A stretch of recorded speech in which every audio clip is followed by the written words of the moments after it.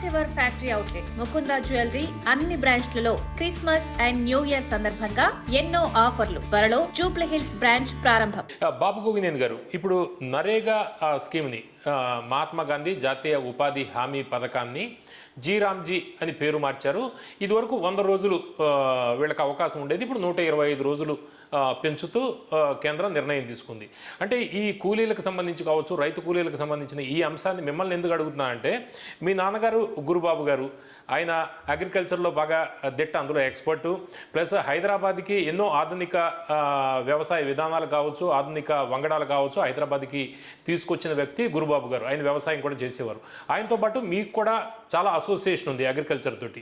ఈ నేపథ్యంలో చెప్పండి, నరేగా స్కీమ్ని జీరామ్జీ పేరు మార్చడం ప్లస్ ఈ 100 రోజుల నుంచి 125 రోజులు, ఇంకొక 25 రోజులు కూడా హామీ పెంచారు. ఈ స్కీమ్ మీద మీ అభిప్రాయం ఏంటి? Thank you for remembering my father's contribution అండి. ఆయన పర్సనల్గా చాలా నష్టపోయి సమాజానికి మట్టుకు చాలా లాభం చేకూర్చారు.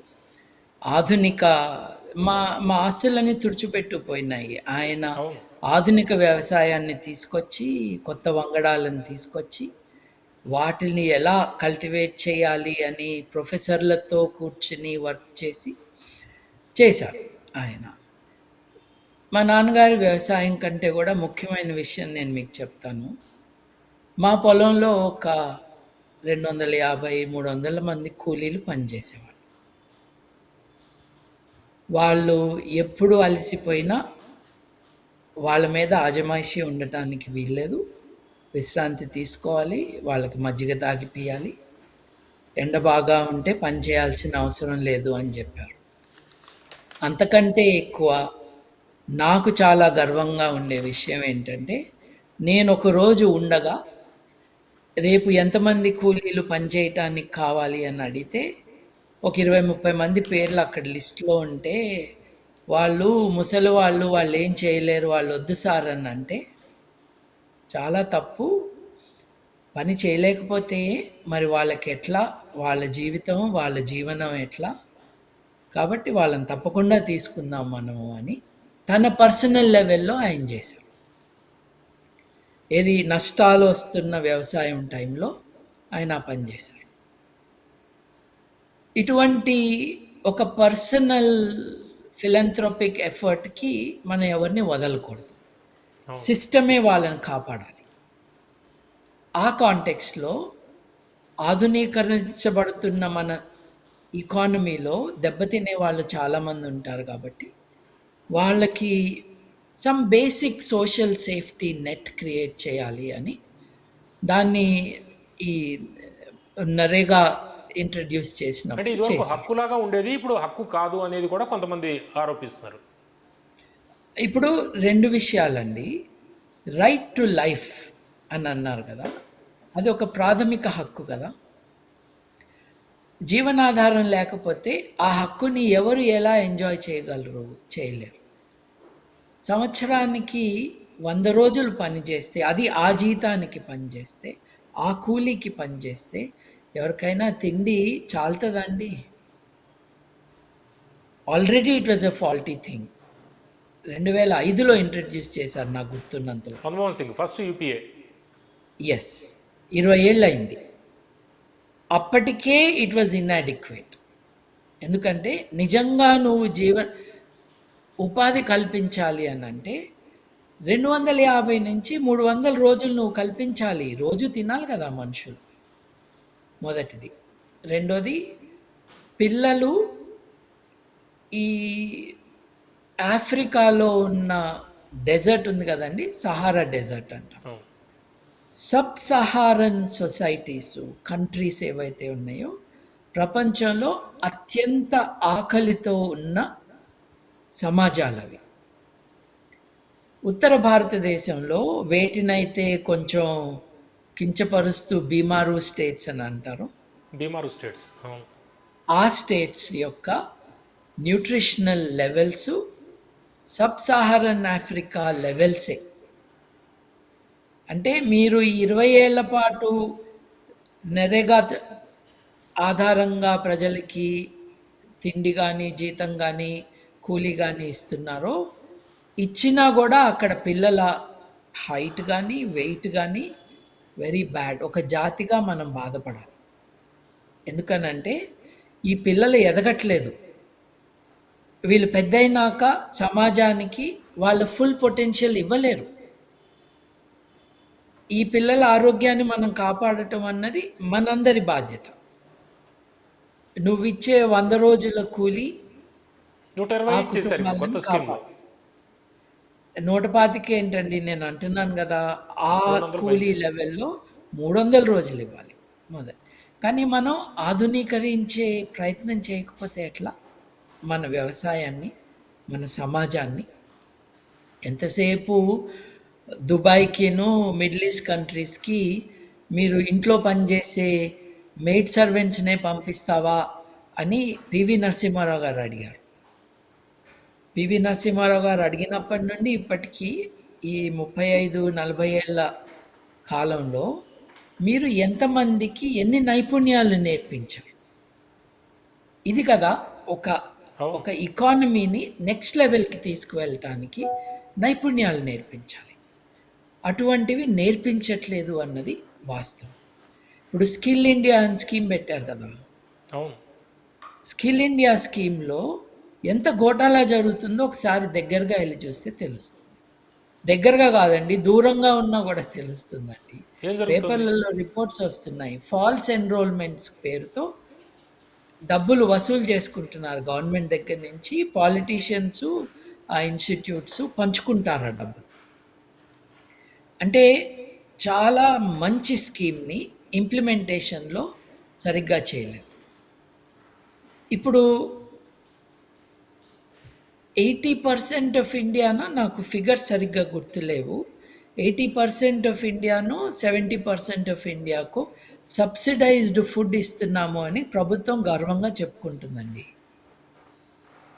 100 కోట్ల మందికి నువ్వు సబ్సిడైజ్డ్ ఫుడ్ ఎందుకు ఇస్తున్నావంటే 100 కోట్ల మంది దగ్గర ఆకలి ఉంది, డబ్బులు లేవని, అంతే కదా?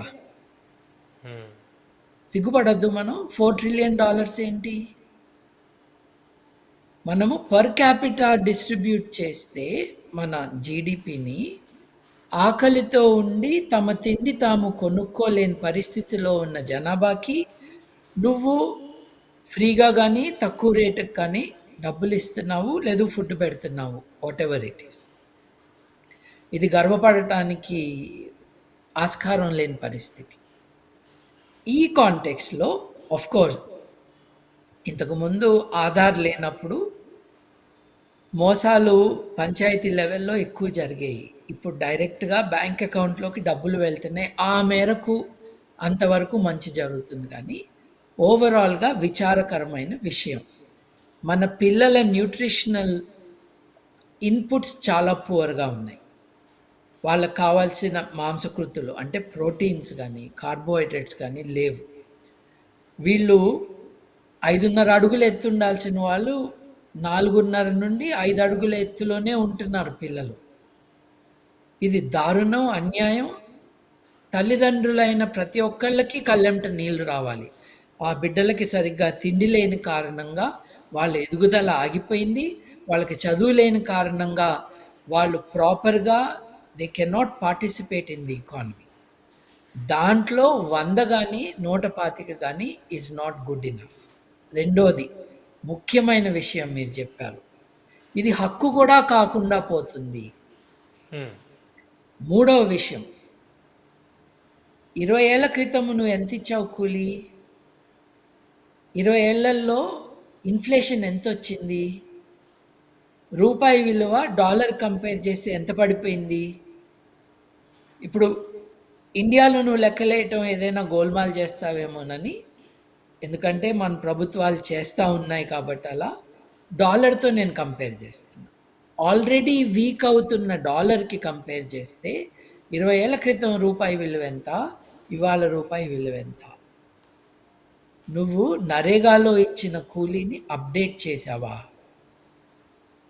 ఇది కదా ముఖ్యం. అవును.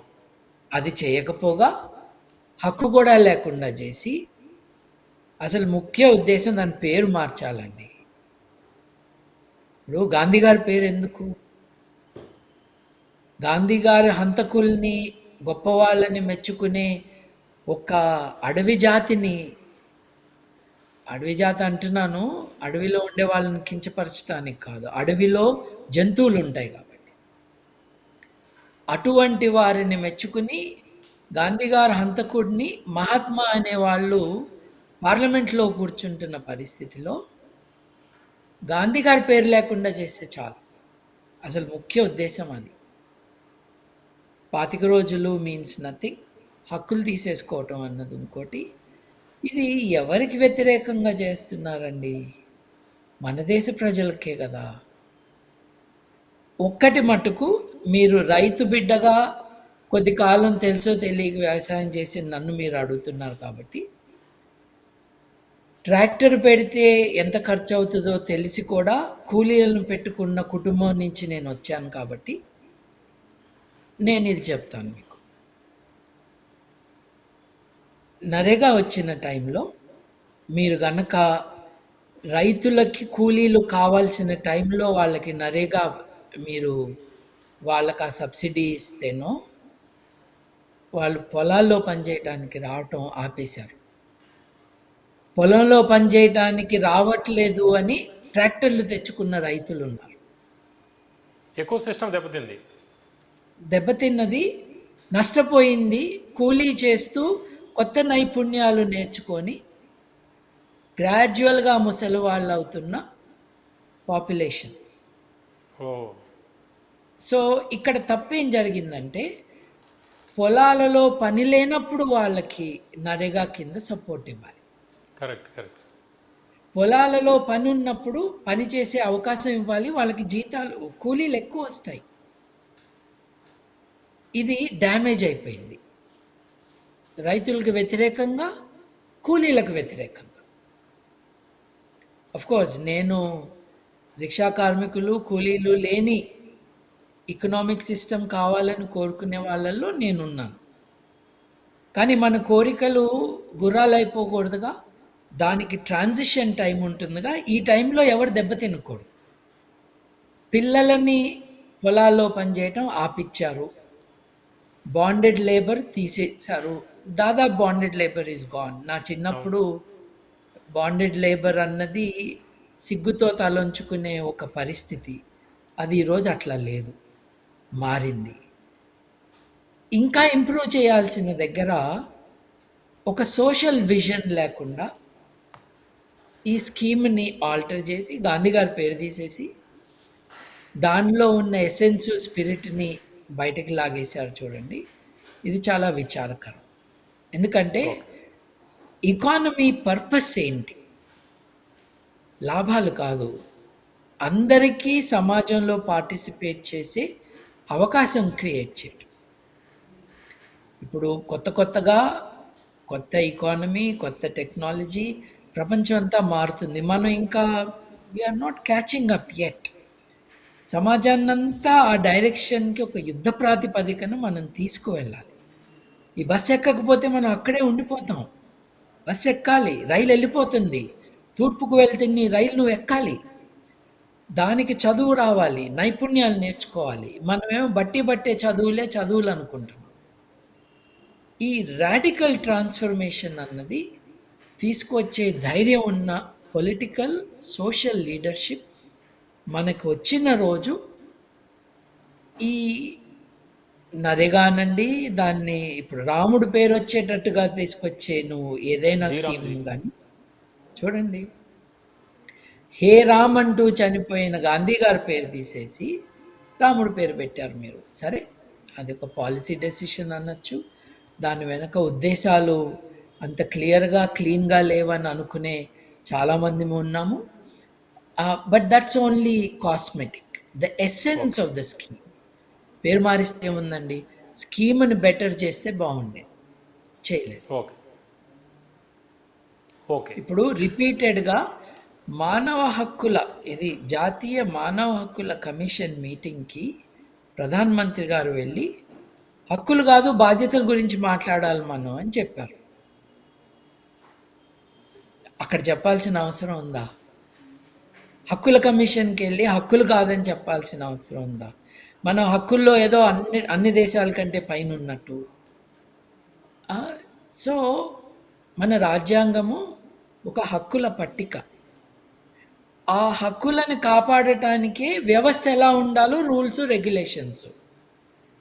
రాజ్యాంగం యొక్క గుండెకాయ ఏంటి అని అంటే మన ప్రాథమిక హక్కులు. ఆ హక్కుల కమిషన్కి వెళ్ళి హక్కుల గురించి ఎప్పుడు మాట్లాడుతూనే ఉంటాము, బాధ్యతల గురించి మాట్లాడాలి. ఎవరి బాధ్యత గురించి మాట్లాడాలి? ప్రభుత్వాల యొక్క బాధ్యత గురించి మాట్లాడాలి. ఎవరి హక్కుల గురించి మాట్లాడాలి? పౌరుల యొక్క హక్కుల గురించి మాట్లాడాలి. ఈ క్లారిటీ లేకుండా పొలిటికల్ లీడర్షిప్ ముందుకు వెళ్తే ఇక్కడితోనే ఈ బీద వాళ్ళ హక్కులు పోవటంతోనే ఆగుతుందా? So everybody should be careful about this situation.